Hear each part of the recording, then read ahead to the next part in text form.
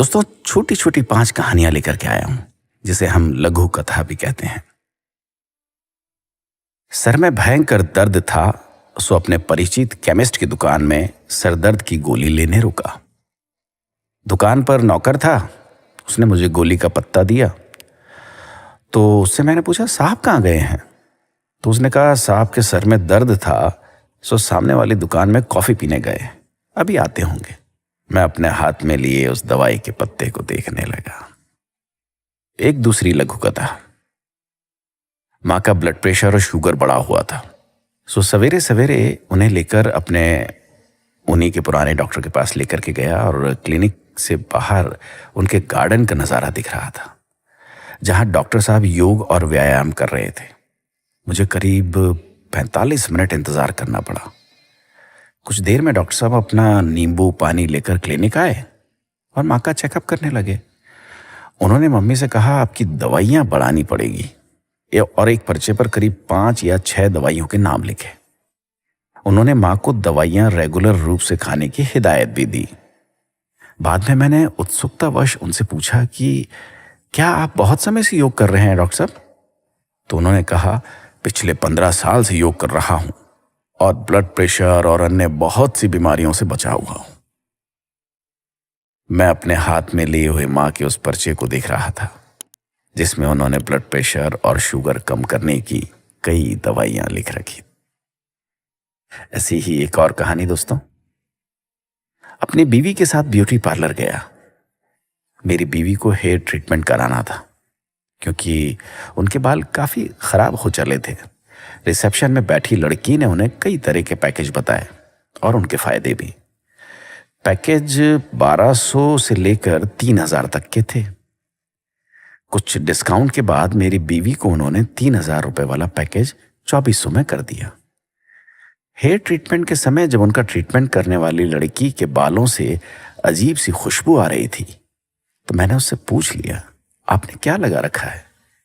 कुछ अजीब सी खुशबू आ रही है। तो उसने कहा कि उसने सर में तेल में मेथी और कपूर मिलाकर रखा है, इससे बाल सॉफ्ट हो जाते हैं और जल्दी बढ़ते हैं। मैं अपनी बीवी की शक्ल देख रहा था, जो 2400 रुपए में अपने बाल अच्छे कराने आई थी। इसी तरह एक और छोटी सी कहानी। मेरी रईस कजीन, जिसका बड़ा डेयरी फार्म है, उसके फार्म पर जाना हुआ मेरा। फार्म में करीब 150 विदेशी गायें थी, जिनका दूध मशीनों द्वारा निकालकर प्रोसेस किया जा रहा था। एक अलग हिस्से में 2 देसी गाय हरा चारा खा रही थी। पूछने पर बताया कि उनके घर पर उन गायों का दूध नहीं आता जो विदेशी हैं, जिनका दूध उनके डेयरी फार्म से सप्लाई होता है, बल्कि परिवार के इस्तेमाल के लिए इन 2 देसी गायों का दूध, दही और घी इस्तेमाल होता है। मैं उन लोगों के बारे में सोच रहा था जो ब्रांडेड दूध को बेस्ट मानकर खरीदते हैं। दोस्तों, ऐसी एक और छोटी सी कहानी। एक प्रसिद्ध रेस्तरां जो कि अपनी विशिष्ट थाली और शुद्ध खाने के लिए प्रसिद्ध है। हम खाना खाने गए वहां पर। निकलते वक्त वहां के मैनेजर ने बड़ी विनम्रता से पूछा, सर खाना कैसा लगा? हम बिल्कुल शुद्ध तेल, घी और मसाले उपयोग करते हैं।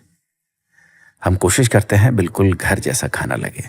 मैंने खाने की तारीफ की तो उन्होंने अपना विजिटिंग कार्ड देने को अपने केबिन में गए। काउंटर पर एक 3 डब्बों का स्टील का टिफिन रखा हुआ था। एक वेटर ने दूसरे से कहा, सुनील सर का खाना अंदर केबिन में रख दे, बाद में खाएंगे।